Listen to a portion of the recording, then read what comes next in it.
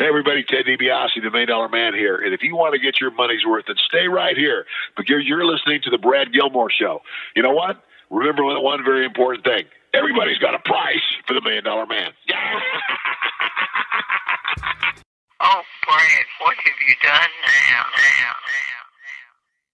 What is up, everybody? Welcome to the one and the only, the Brad Gilmore Show. Oh, demand. We are back here. I believe it's episode 151 of the podcast. I'm trying to come back weekly, guys, and I think things have finally lined up to where I can. But that's not the reason you're tuning in to me right now. You want to hear me talk about what's in the subject line on episode 151. By the way, using my new Rode Broadcaster microphone and mic stand. Shout out to Rode microphones real quick. The Broadcaster sounds delicious, doesn't it? Now, there's a switch on here. I don't know what it does yet because I haven't read the instructions. Unlike everybody else, you just start ripping into a box and using it. But I will find out. But I hope you like the audio quality. We upgraded it for you. But I am here for a very specific purpose. It's a big week for many reasons. And I think one of the reasons is that this Saturday is Reality of Wrestling going on live from the World Gym Arena in Texas City, Texas. It is the taping for our first pay-per-view event on Fight TV called The Last Stand. The Last Stand is going to feature the first ever 20-man Last Stand match. And if you're wondering what is that, some people think it's a last man standing match. It is not. Or else it would be called Last Man Standing. This match is akin to the Royal Rumble, which is my favorite show ever. And since I worked with Reality of Wrestling in WWE, I've been pitching the idea for a Royal Rumble match for as long as I can remember. And finally, I got what I asked for. The Booker man gave the thumbs up, and the 20-man Last Stand match is here, and it's this Saturday. And if you're not live in the building, you can catch it the very next week on pay-per-view on Fight TV. You can get the app for free. That's FITE.TV, or you can just go to the Fight TV app on Google or Apple Store, wherever you find your apps. You can find it, and it's free. The pay-per-view won't be free because you have to pay per view, but that's neither here nor there. It's going to be great. We have Disco Inferno has announced that he has entered, and so has NXT's Brennan Williams, donning his old character from Reality of Wrestling, Marcellus Black. They will both be in the 20-man Last Stand match. So, interesting stuff going on there. Let's get to what happened. Some big event happened, right? Didn't something just happen? Oh, yeah, it was called WrestleMania. WrestleMania 34 went down this past Sunday in beautiful New Orleans, Louisiana. Much to talk about there. First off, I think I got to talk about a few months ago, I was sitting around and I was talking to a buddy of mine, and he said, hey, you know what I realized? There's never been a wrestler who has his own podcast. And then right there, I was like, but he had some more to add on. So let me finish. There's never been a wrestler who had his own podcast who did WrestleMania Radio Row. At least none that we could think of. And I was like, that's true. And he goes, you and Booker should do WrestleMania Radio Row. And I was like, well, that is an interesting idea now, isn't it? So I thought about it. I said, that would be awesome. So I called Booker T, and he said, let's do it. Next thing you know, I'm on my way to New Orleans, Louisiana for WrestleMania weekend. So let me run it down first. I just want to talk briefly about the experience of Radio Row, given that this was my first time doing it. I've had buddies and friends in the past who've done it. Shout out to the Wrestling Compadres Slamcast, Johnny LaQuasto, Dale Rutledge over there. They're friends of mine who've always been at these things. And then other people such as Sam Roberts, who's a recent somebody recently I've gotten to know a little bit. I was on the Sam Roberts podcast a couple weeks ago, or a couple months ago, I guess, maybe in February or March. And Peter Rosenberg, who I've known for a couple years, they've always done it. And I was like, God, man, this would be so great. So Booker and I, we go to do WrestleMania Radio Row. Early morning.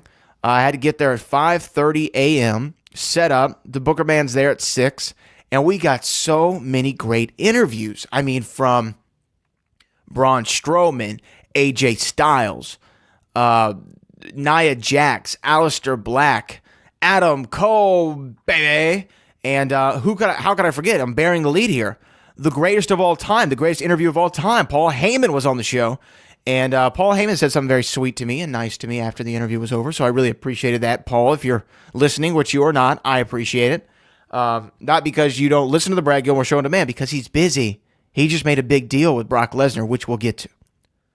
So we got to have all these amazing interviews. And then this was the coolest part.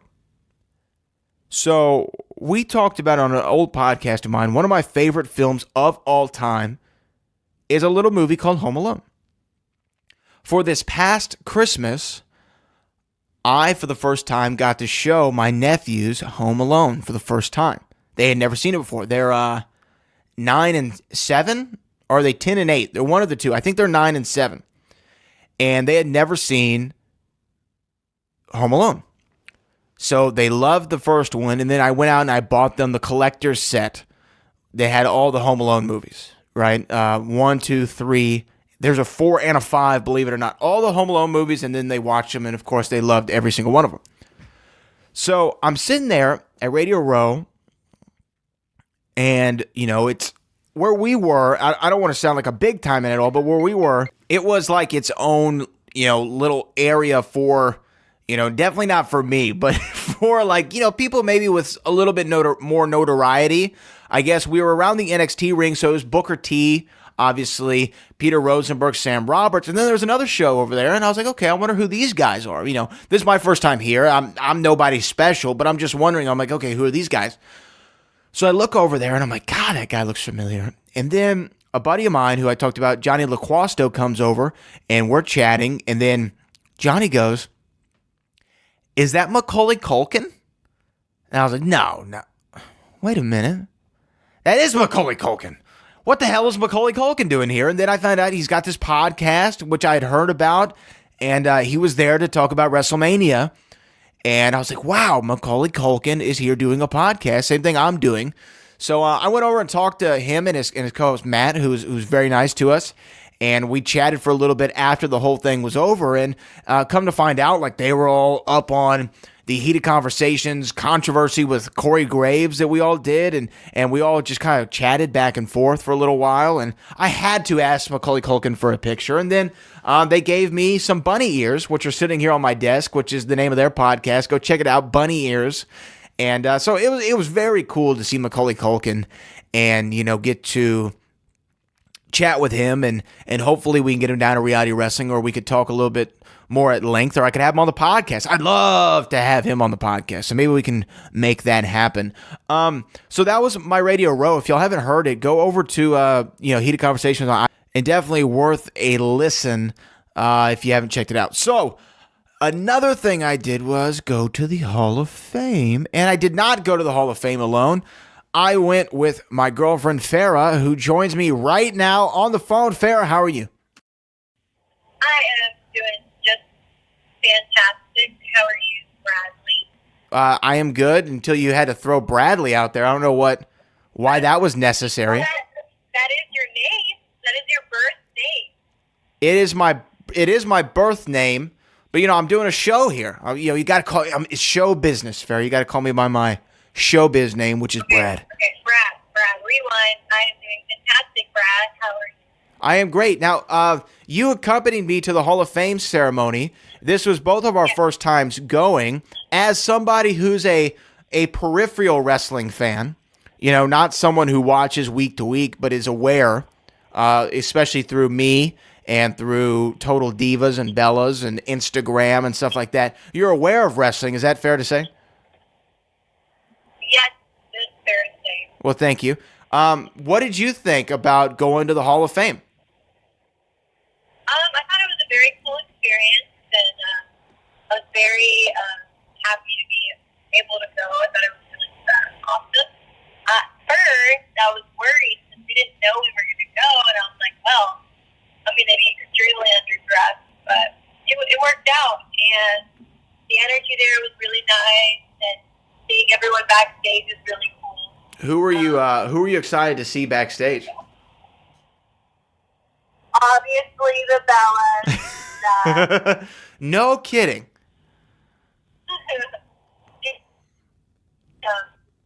Daddy and all the divas, Carmella, and seeing Trinity, Naomi. I love her. She's so nice. I don't know her, but I can just tell she's nice. She smiled at me, so that means she's nice. What else? Oh, her husband. He was cool. He shook my hand because he knows who I am. He was cool. John Cena was really nice. He said hi to both of us. Dude, himself pretty much. Not really introduced himself, obviously, you know. Yeah, well, we were very much aware of who John Cena was. Yeah, he came by to say hi to Booker and Charmel, and we were standing right next to them, so he was really nice enough to say hi to us as well. He was a really sweet couple of them, I think.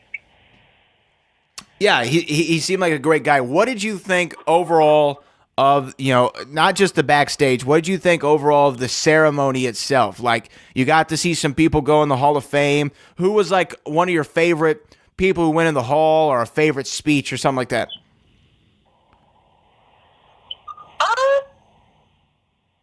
I would say, I guess Hillbilly Jim. I don't know. I didn't really know about him. I don't know the history really that well with the wrestlers and stuff. And so it was kind of my first time really seeing who this character was.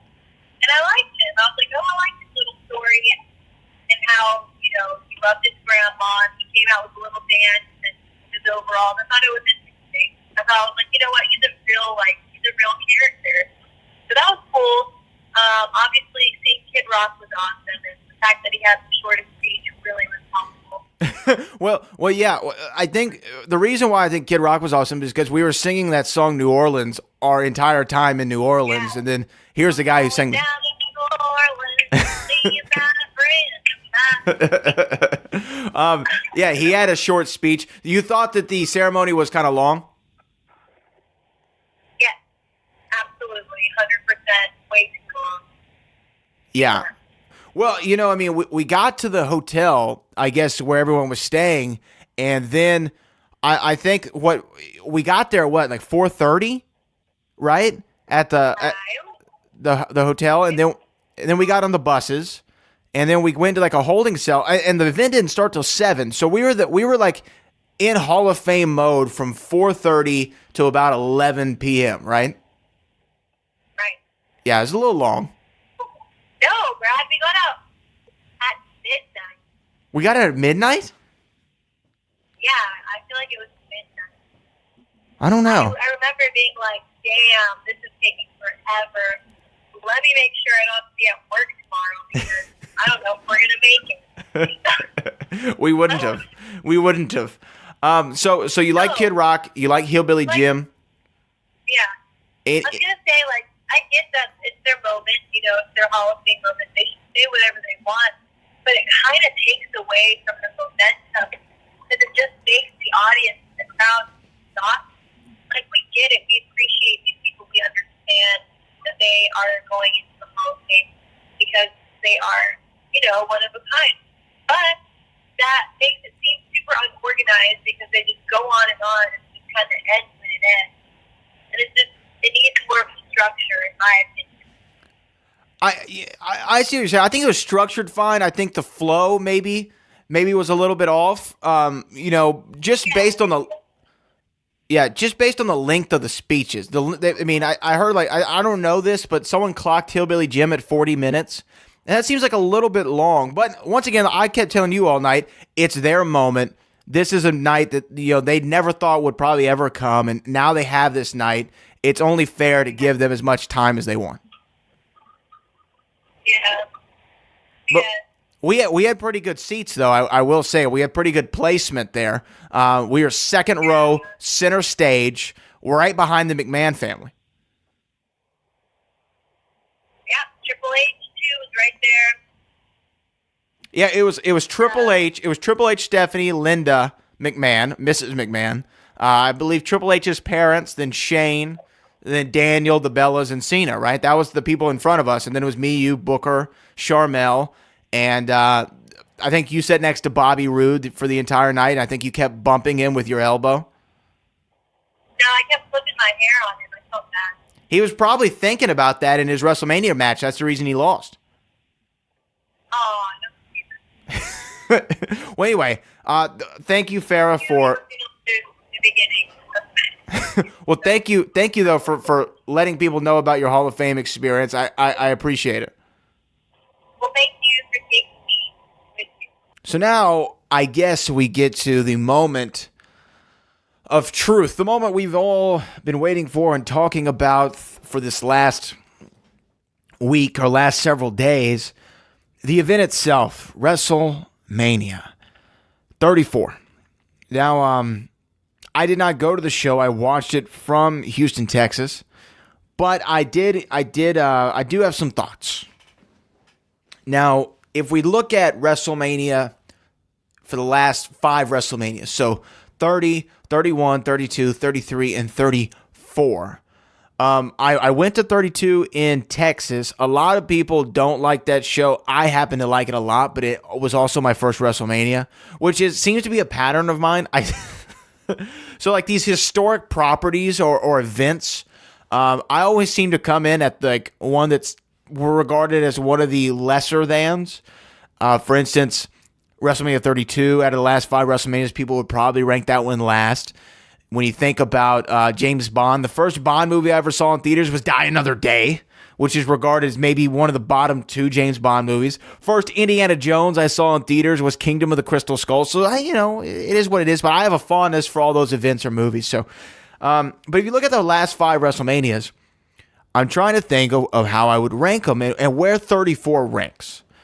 And when I sit down and look at it, I think WrestleMania 34, from 30 to 34, probably ranks number 2 behind WrestleMania 30. WrestleMania 30 was perfect. It was a nearly perfect WrestleMania, even with the streak ending. I like the streak ending. So I thought that was a good WrestleMania. I thought it was the best of the last 5. And I thought WrestleMania 31 was just a hair below this one.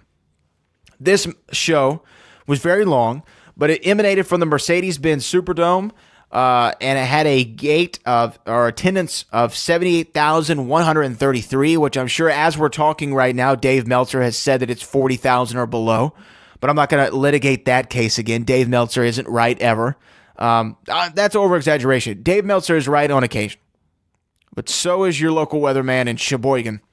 So, let's talk about the card, though, one at a time here. Let's start with, I guess, the opening match. I'm going to really skim over a lot of the matches and just kind of talk about the ones that, obviously I have the most to talk about, but, some of the bigger matches. So, Matt Hardy won the Andre the Giant Memorial Battle Royal, eliminated Baron Corbin last. Congrats to him. I like the pairing of him and Bray Wyatt. Cedric Alexander, whom we've had on heated conversations before, defeated Mustafa Ali. Good match. Good moment for him. Naomi won for the first ever Women's WrestleMania Battle Royal. It was okay. Didn't really care that she won. I like Naomi. I like the story they told with Sasha and Bayley. But, not a lot there. Now let's get to the WrestleMania card proper. Opening up with Seth Rollins, The Miz, and Finn Balor. Wow. This was a great WrestleMania open. A lot of the times, the first match on the card sets the bar so high. I can go back to WrestleMania 10 with Owen and Brett. I can go to WrestleMania 21 with Eddie and Ray. I can go to WrestleMania 30 with Triple H and Daniel Bryan. And this one, I believe, ranks up there with those first match WrestleMania matches. And this triple threat for the IC title was phenomenal. The Miz has made that Intercontinental Championship mean so much. And it's shocking to me. I didn't realize until he lost the title in this match to Seth how important the Intercontinental Championship is now in 2018. We saw this title for at least a decade, if not longer, mean absolutely nothing. Just a championship to give a guy a title around his waist. I was thinking about it, and I'm like, well, who have been the Intercontinental Champions over the last few years? And so I looked into it in the greatest source of sources. It's Wikipedia. And I was like, okay, let's see. In the past 10 years, who are some of the names that come up? And, you might be surprised by some of them. Santino Marella, right? Wade Barrett, Ezekiel Jackson, Kofi Kingston, Curtis Axel, Bad News Barrett, Luke Harper, Daniel Bryan won but then vacated. Then you had Ryback, Zack Ryder. Not the most top tier guys. Then The Miz beat Zack Ryder the night after WrestleMania 32. And now look at its path here. Miz, Ziggler, back on Miz, then to Dean Ambrose, then back on Miz, then to Roman Reigns, then back on Miz, then to Seth Rollins. The Miz has lost the championship and and so far won it back almost, but he's lost the championship to every Shield member who have now all been world champions, to Dolph Ziggler, who's a world champion. Think about that. That's just in the last, 2 years when he's really been, the guy for the IC title. How important he's made that championship feel. It's incredible the work Miz has done to bring that championship up for when Seth Rollins wins it. It feels very special. It feels like, oh wow, we just saw something incredible happen. The Miz has lost his Intercontinental Championship. So as much as some people out there love the honky tonk man, Honky, you got to move over because The Miz is now the greatest Intercontinental Champion of all time. And I know that might be crazy to say. He's better than Bret. He's better than Perfect. He is. He's The Miz. And The Miz has solidified his place in WWE and in the wrestling world. This went from a guy who was off a reality show, who was booed by everybody in the building just because, who was hated for many years, hated, and not hated in the good way, hated in the bad way, in the way that we don't want to see you on our television screen. That was how Miz was hated. That's how bad people did not like The Miz. All of a sudden, over the last 2 years, most of the audience, if not all, has done an about face, and now when they boo The Miz, it's because they love The Miz. And sometimes you get the "this is awesome" chants from him. So, interesting stuff. And, he's just a great guy. Just a great guy. So let's go into another facet here on the card. Let's talk about Charlotte Flair and Asuka and talk about the streak ending. This was probably the second best match on the show. Easy. Some people can argue number one, and I wouldn't disagree with them. This match delivered on almost everything you wanted it to do. This was one of those matches to where Charlotte went out there and showed why she will probably go down as the greatest women's wrestler of all time. The things that she can do athletically in the ring, like the Spanish Fly and some of the other things that she did, but the story she's able to tell in the ring is, she's like her dad. She's like her dad in so many ways, and this is one of them. She knows how to convey it with facials. She knows how to convey it with the trash talk in the ring. She knows how. She's not as good of a promo as her father, obviously, but what he had in, promo ability, where she lacks, he lacked in physical ability, and that's where she has everything. She's got every tool in the shed, and she's not as bad of a talker as some people make her out to be. Some people are like, oh, Charlotte, she's not that really great of a promo. As a face, I don't love her promos, but as a heel, Charlotte can cut some damn good promos, man, and she looks good doing it. She looks like an evil you-know-what when she's out there cutting those heel promos. So she's got it in her. Let's just not think that because she's a baby right now that she didn't have these great promos in her. But she beats Asuka with the figure 8. Asuka taps. She says after the match, "You are ready for Asuka." And I thought this was... Here's the thing. This happens with everybody. When you go on one of these undefeated streaks, there's only so many ways it can end. And before in wrestling history, we've seen these done the right way, and we've seen them done the wrong way, more often the latter. when they build Andre as, the undefeated Andre the Giant versus Hulk Hogan at WrestleMania 3, that was a way to end a streak, right? Undertaker, that was a way to end the streak to Brock Lesnar, and you built it a great way. When you have these undefeated streaks where the guy never, or girl in this case, never loses ever, it's difficult to pull it off in the right way. I go back to Kurt Angle, who was undefeated for a long time. He lost to Taz at that WrestleMania, or not WrestleMania, at Royal Rumble 2000 in MSG. It was a fun little spot, but it didn't really feel like, oh, wow, we just saw Kurt Angle's first loss. And then you can even go to somebody like Goldberg. Goldberg, had the most, famous undefeated streak ever, and then, his ends with a cattle prod. Now, of course, that wasn't WWE, but still, that was the way the undefeated streak ended. So I think as far as streaks go, and even the Undertaker, though, if you go back to even Undertaker, the match wasn't that great. So even though the streak ended, we didn't see a great match, and we didn't feel like, some people didn't feel like it was earned. So what better way to end a streak than with a very competitive match between two people who are at the top of their game in their prime, and let one of them, and let the undefeated girl, tap out and lose looking at the lights on the biggest stage of them all. She has to lose at some point. She does. Now, did I think she was going to win? Yeah, I did. I thought Asuka, this was her moment, but when I saw the finish win, it's classic Vince McMahon. It really is.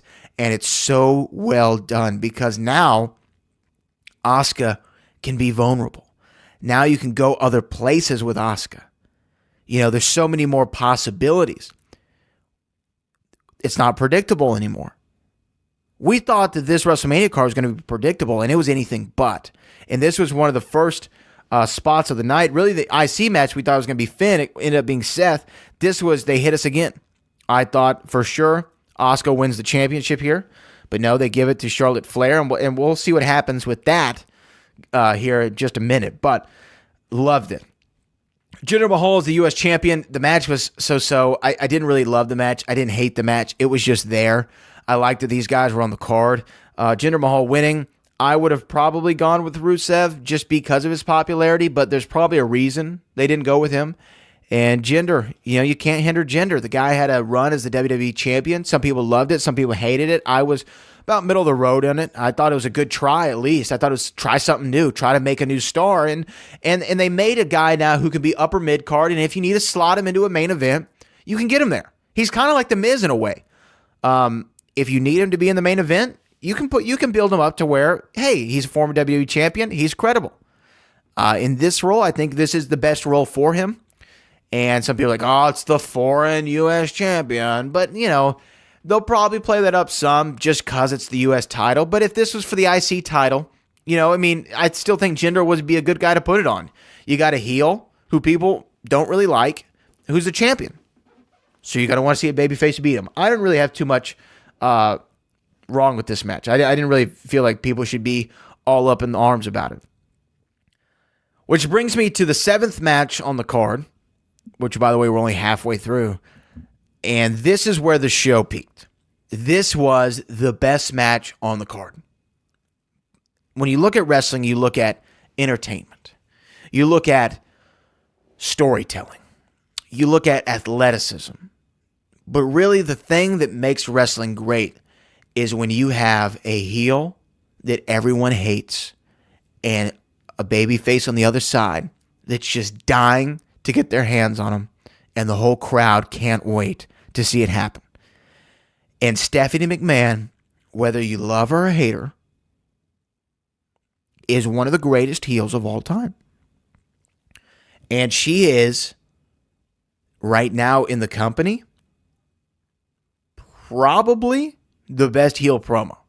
And it might not even be close. It's either her or The Miz, and I think she beats The Miz. And it's because we have years invested with Stephanie McMahon, and we know what she's about, and she's just so damn good. She's great at it. She's so good at being bad.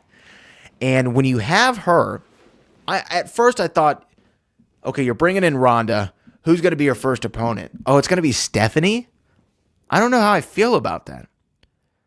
And then, hindsight being 2020, it's the best move they could have made.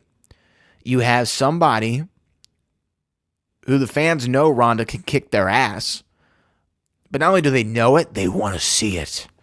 They want to see Stephanie lose. They want to see her get beat up because she doesn't get her comeuppance but once a year. And that's at WrestleMania. And why not have her in a match for the very first time? This is the first time Stephanie's ever been in a WrestleMania match. She's been involved, obviously, in main events before, but this is the first time she's ever competed at the grandest stage of them all. And there were some shaky spots when Ronda first came in January. We didn't really know, okay, how is she going to do in the long run? Can she work? I said on a couple interviews, and I said it on Heated Conversations, Ronda's an athlete. And the only thing better than an athlete is an athlete who's been a fan forever. You know, I talked earlier about Brendan Williams, who signed to NXT. He was a football player. He played for the Texans, the Jaguars, and the Patriots. And he was a great athlete. But when he came into reality wrestling, the reason he got signed so fast to NXT with under a year is because not only did he have an athletic background and a hell of a look, he was a fan for his whole life. So he got it. He understood it. So I thought Ronda was going to be good. I thought, maybe in her first match, is she going to have some shaky spots? I was certain of it. But did I think she was going to deliver? Absolutely. I had no idea she was going to deliver to this level. Ronda Rousey went out there in her very first match. Think about this. Her very first match ever. She didn't go on the indies. She didn't start at NXT. She didn't do any house shows. This was Ronda Rousey's first match ever. And in her first match ever, which happens to be in front of 80,000 people at WrestleMania, she went out there and she stole the show. Now, some of that was from the surprise factor and seeing her, and the sports entertainment of it all. But a lot of it was the way they laid that match out. And her and Kurt and Triple H and Stephanie laid that match out to perfection. And they built up for when we were going to see that hot tag from Kurt to Ronda Rousey. And when Ronda ran across that ring, grabbed Stephanie by the hair, threw her in the ring, and started whooping her ass and hit that clothesline and rolled through it, it was great. It was so great. And Ronda looked like a superstar. And she became a superstar in that night. Now, some people are like, oh, well, she beats these MMA fighters in 30 seconds and puts them in arm bars, and she can't get Stephanie McMahon in an arm bar. Guys, it's wrestling. I mean, come on. It's wrestling. One of the greatest stars of all time. For a long time, we thought he was an undead zombie in The Undertaker, which we'll get to in a second. So don't give me this, Ronda should just lock the armbar right on Stephanie. Damn it. Because if she did, there wouldn't have been a story to tell in that match. It would have been tag to Ronda, hip toss, clothesline, armbar, tap out. And we wouldn't have gotten that great moment with her and Triple H. We wouldn't have gotten that great moment where she finally locks in the armbar and makes Stephanie tap.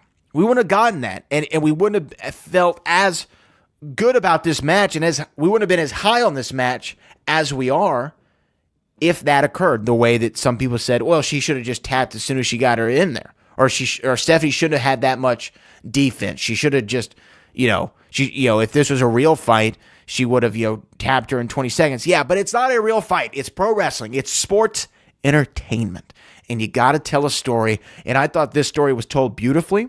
I loved Ronda's entrance. I loved her gear. And I thought this has to rank up there with one of the greatest debuts of all time. If it's not, I don't know. I don't know what I'm talking about anymore, because this has to be one of the greatest in-ring debuts in professional wrestling history. And it was done on the biggest stage in front of 80,000 people. You really can't ask for more than that. So Ronda Rousey's a superstar, and I'm invested. I'm in. I love it. Bludgeon Brothers walk out the Smackdown Tag Champs. beating the New Day and the Usos.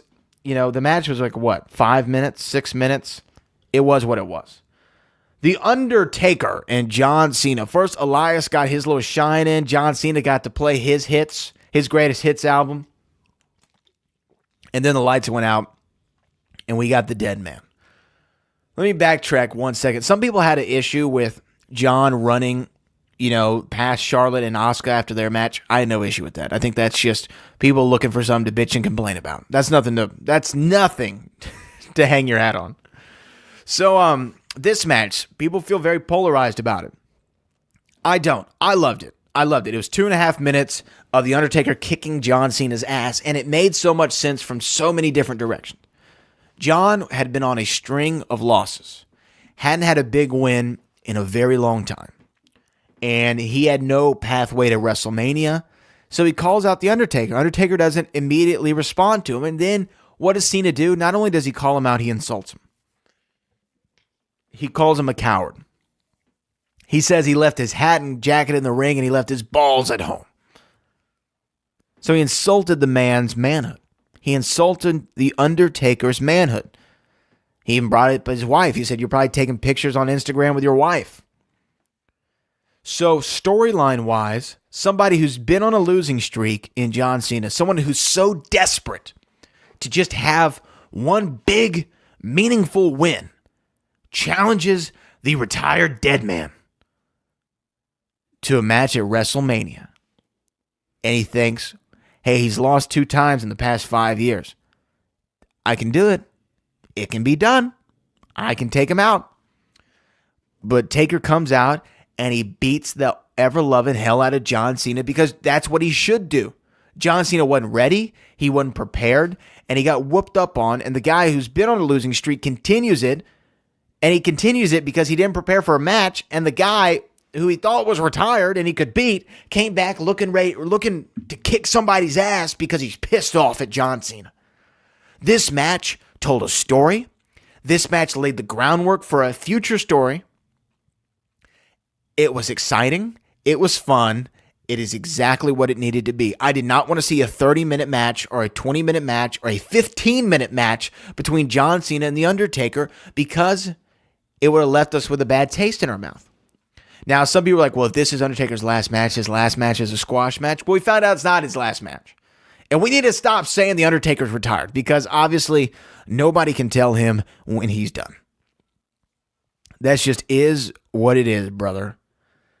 So let's go to Daniel Bryan, Shane McMahon, and Kevin Owens and Sami Zayn. Great moment for D-Bry. Not a lot to say about the match. It wasn't as memorable as I may have wanted it to be, but the yes chant and the yes movement is still there. And you could tell Daniel Bryan was so happy to be back in WWE and to be back in front of that crowd wrestling. As I should say, back in WWE as a wrestler and wrestling in front of that crowd. It was great. Nia Jax, Alexa Bliss had Nia Jax on the show this past week. Congratulations to her. This was the right story to tell. She's the new champ.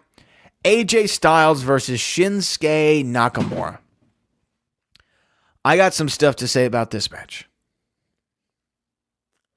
When they had their match at the Tokyo Dome, people said, oh, it's one of the greatest matches of all time, and it was phenomenal. No pun intended. But when AJ Styles, and you can go listen to it, when AJ Styles sat down with Booker and I to talk about, his match at WrestleMania, he had some real interesting comments. AJ, what's going on, man? It's WrestleMania weekend, man. How you feel, man? Man, I'm ready to get it over with, man. Yeah. You know how this whole week, it's just a build-up. Just want to get it over with, man, and look back and go, all right, that was pretty good, you know? Yeah. That's normally the way WrestleMania week is. It's so much preparation. You get, so bombarded, interviews, you know what I mean? Stuff like this. Waking up early, staying up late. Not being able to leave your hotel room. Exactly. But it's one of those things, like you said, when you look back on it, especially, years from now, you're going to say, man, it was awesome, man. I missed that, you know what I mean? It was a cool time, but when you're in the moment like yourself, having to go out and represent, having to go out and perform, and having to perform at a very, very high level every time you go out there. The pressure is on, man. You got so many variables that's coming into play. How focused are you right now as far as your match goes? Not as focused as I want to be. I want to get things 100%, dialed in. This is WrestleMania, so you want to show your best work. I'm probably 85. I want to get to 100% focused, and so that can accomplish the mission of tearing the house down. Is it because of the expectations of the people wanting to see this match? They've heard about it. You know what I mean? People have talked about Shinsuke and AJ Styles. In Japan now. Here in the WWE. Going out there on the biggest stage of them all, WrestleMania. Man, I don't think it get any bigger than that. It doesn't. I don't. And as far as that match, people are looking for 6 stars.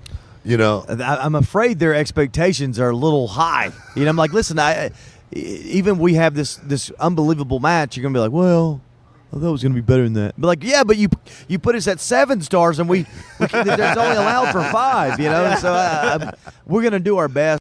He says he's just ready to get this weekend over with. He talks about, you're putting us at 7 stars when there's only 5 there. He talks about not being 100% focused for the match. I think, and I could be reading way too much into it, and he could have just been like, hey, I'm up at 6 a.m. and I'm doing an interview and I'm tired. But maybe, I don't want to say the pressure got to him, but I think that when he said expectations are set too high, I think he was rather sincere. And I think that he thought, and I use this analogy a lot, I think he thought he was in a Seinfeld finale situation.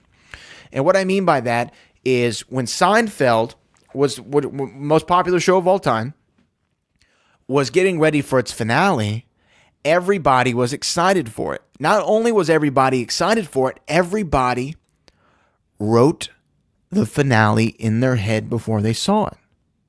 And they had this grand expectation of the greatest send-off of all time because it's the greatest show of all time, right?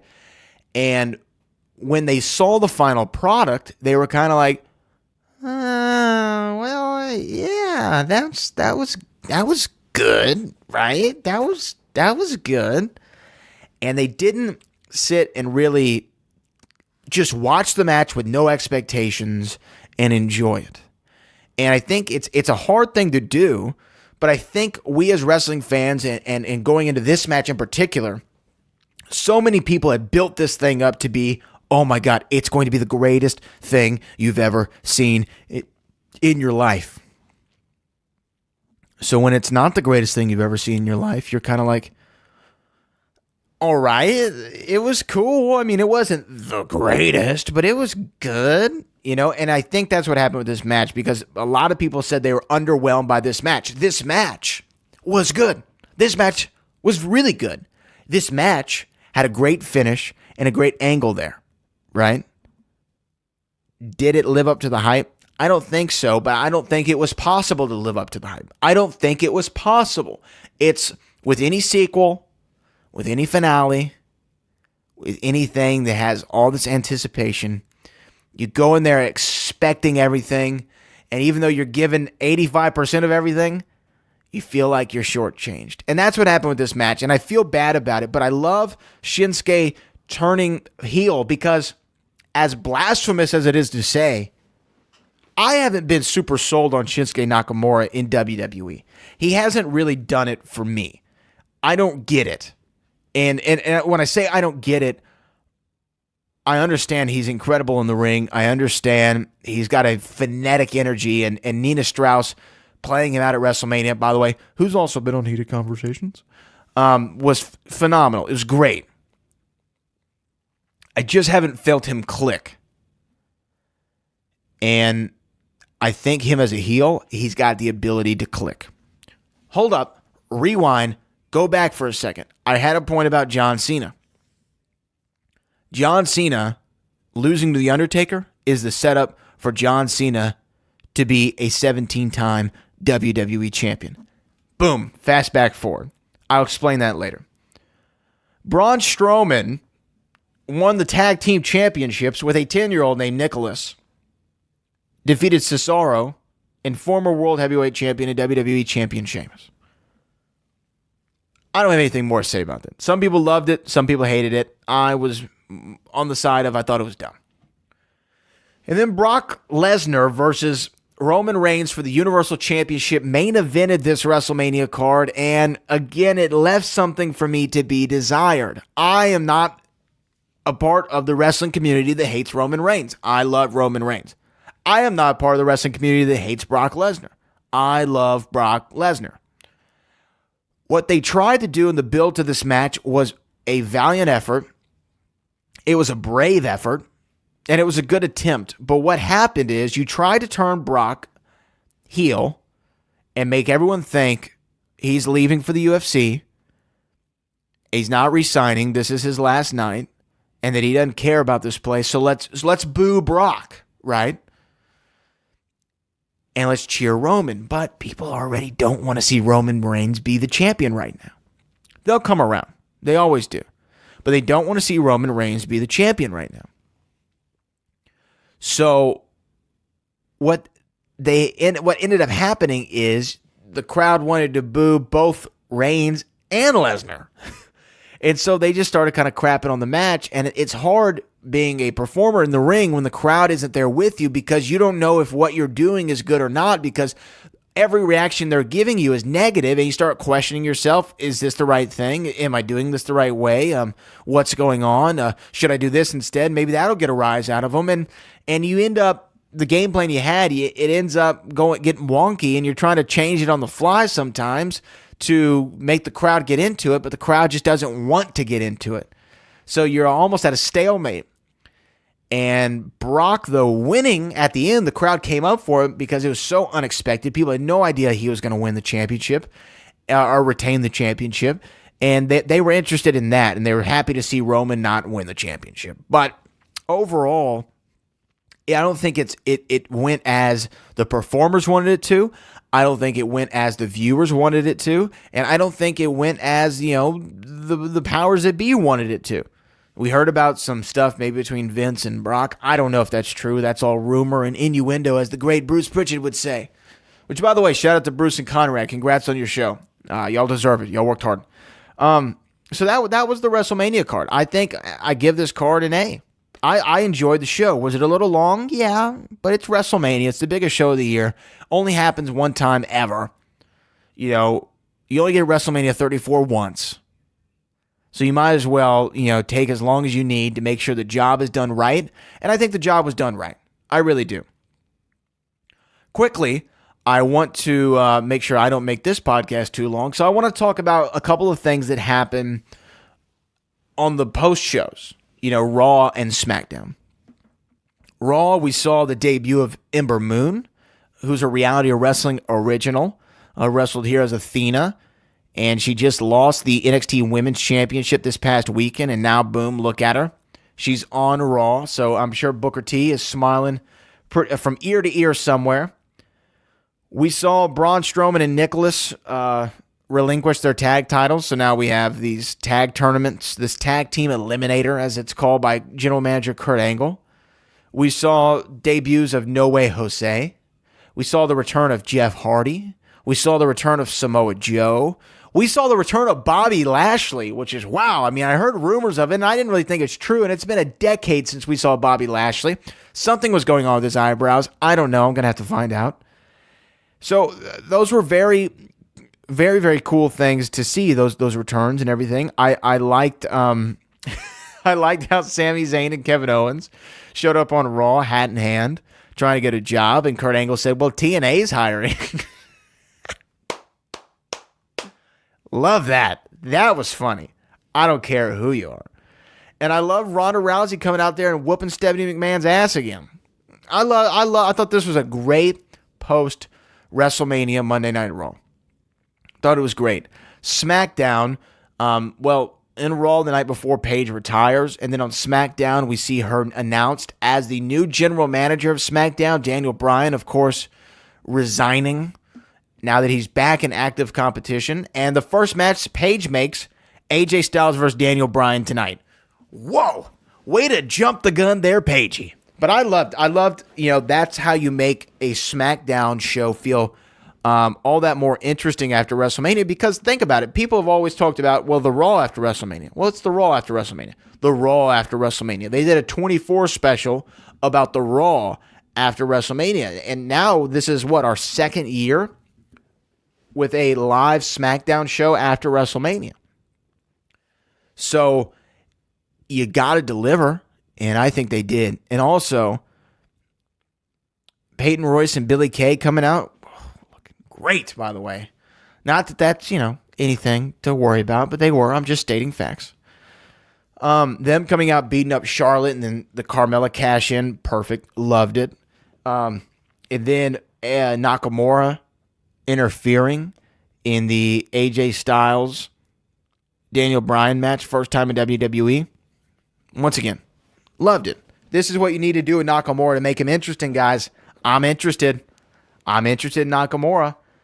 So what I want to talk about now, let me actually say, TakeOver New Orleans, great. Hall of Fame, a lot of fun. WrestleMania, great. Raw, great. SmackDown, great. We got 5 great wrestling shows over a span of 5 days. And yeah, Hall of Fame counts. That's pretty phenomenal. That doesn't happen that often. So shout out to WWE for really delivering this WrestleMania weekend. And guess what? Right around the corner, we're going to see something fantastic. I talked about at the beginning of this podcast, what's my favorite show in WWE? The Royal Rumble. What do we have in this weekend of Reality of Wrestling? Our own version of the Royal Rumble. What do we have back in January? We had 2 Royal Rumble matches, the men and the women. And guess what? In 2 weeks, we're getting another Royal Rumble. From Jeddah, Saudi Arabia, we're getting the greatest Royal Rumble. And when I tell you this card this card so far, what they've announced, this card rivals the WrestleMania card. It really does. It's got so many championship matches, 7, I believe. It's got 3 matches that aren't championship matches, but are marquee main event matches anywhere in the world. I'm so excited for this greatest Royal Rumble card. The announced matches we know are this. We know that Brock Lesnar will defend against Roman Reigns in a steel cage match for the Universal Championship. Brock Lesnar re-signing to WWE for a short-term deal. What's being reported as a short-term deal. Still no specifics at the time I'm recording this. Something may have come out by now. I don't know. We're going to see Seth Rollins defend the Intercontinental Championship in a ladder match against Finn Balor, The Miz, and Samoa Joe. We're going to see Sheamus and Cesaro versus who knows for the WWE Raw Tag Team Championships. We're assuming Jinder Mahal is going to defend his United States Championship. It says to be determined. I don't know why, though. Did I miss something on SmackDown? I don't think I did. I did miss a middle section there, but I think Jinder Mahal is still the United States champion. Let me double check. Yeah, he's a champion. I don't know why it says to be determined there. But he's going to defend his championship, maybe against Randy Orton, who won the... I knew I didn't miss anything. Randy Orton won the number 1 contendership. I don't know what I'm talking about. So that's probably the match we'll see. Maybe we'll see it at Backlash. Maybe this will be something else. We don't know. AJ Styles will defend against somebody. Maybe Nakamura. We're going to see the Cruiserweight Championship. Cedric Alexander defend against someone. Like I said, the Bludgeon Brothers, the new tag champs, are going to defend against the Usos. Then we get John Cena versus Triple H. Love it. John Cena should lose this match. He should. Because this would further his story. Because John Cena might be the guy to beat Brock Lesnar. Or might be the guy to beat Roman Reigns to win his 17th championship and break Ric Flair's record. It might happen at SummerSlam. And follow this. John Cena wins the title. In the Superstar Shakeup, Raw gets Daniel Bryan. Just stay with me for a second.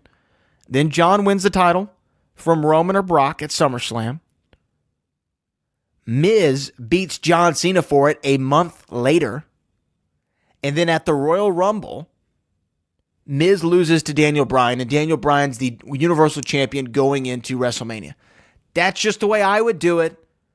I'm not a professional. That's just the way that I would do it. So we're going to get John Cena versus Triple H. And of course, I'm saying John Cena lose so that he can say, you know what? Give me one more shot. Give me a shot at Roman Reigns. Give me a shot at him. You beat me before. Let me beat Roman Reigns.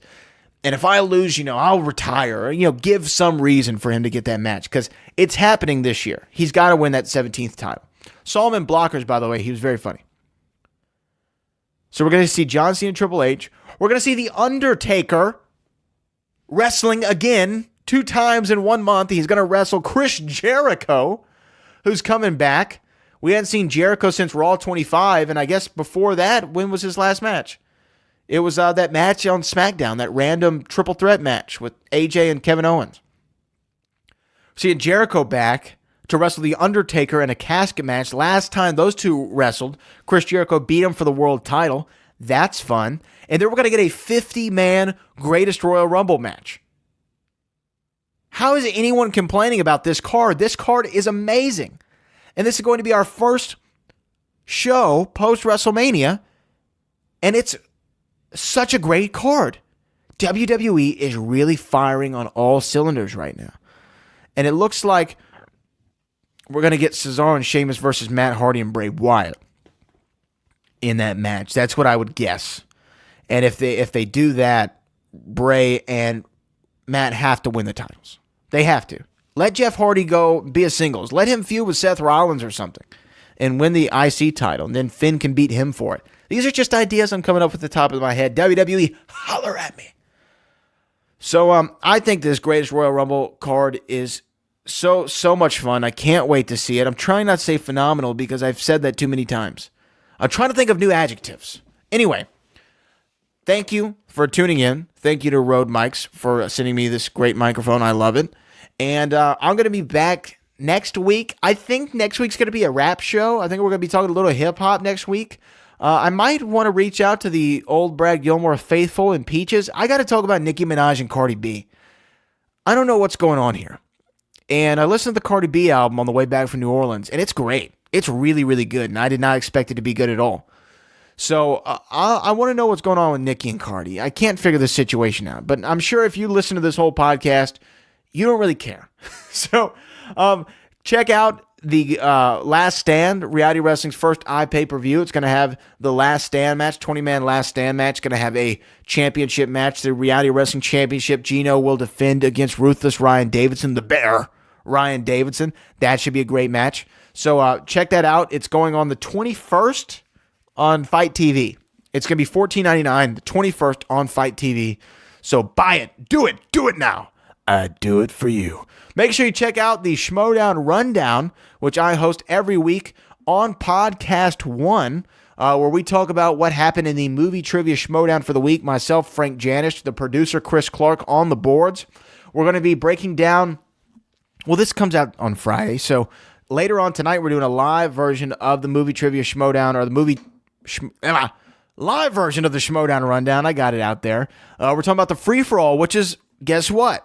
A version of the Royal Rumble in the movie Trivia Schmodown. So Royal Rumbles for everybody, and they're happening all the time, more frequently than ever. We're going to be talking about that live. I've not been spoiled for it yet, so I'm excited to see who is the winner of the free-for-all. I got some ideas, but I don't know for sure. So check that out on Podcast One. Go over to iTunes, type in Schmodown, subscribe to the feed. That's Collider and Podcast One. It's part of the Collider Podcast Network. So privileged to work with Christian Harloff and all those guys over there. And make sure you subscribe to Booker T and myself's Heated Conversations podcast. Airs locally here on Sports Radio 610. And then, of course, on radio.com, iTunes, Stitcher Radio, TuneIn Radio, all those great places. We had 6 great interviews at WrestleMania. We had Nia Jax, Braun Strowman, both of which won championships. We had Adam Cole, who won a championship. We had Aleister Black, who won a championship. We had AJ Styles, who retained a championship. And we had Paul Heyman, whose client retained a championship. So a championship-filled podcast from Booker T and myself. That's Heated Conversations. As for me, you can follow me on all social media at Brad Gilmore. And I'm going to be working on something special for Back to the Future, the podcast. Shout out to Macaulay Culkin for giving me the ears. What up, bro? And I'll be back next week. I think I'm going to be talking rap next week. So if you're a wrestling fan out there who's not a hip-hop fan, might want to pass on that show. But I got to talk about Nikki and Cardi. It's too strange. Very strange. Very, very strange. But anyway, until next week, I am Brad Gilmore, your friend in time, and I will see you in the future. Oh, Brad, what have you done now?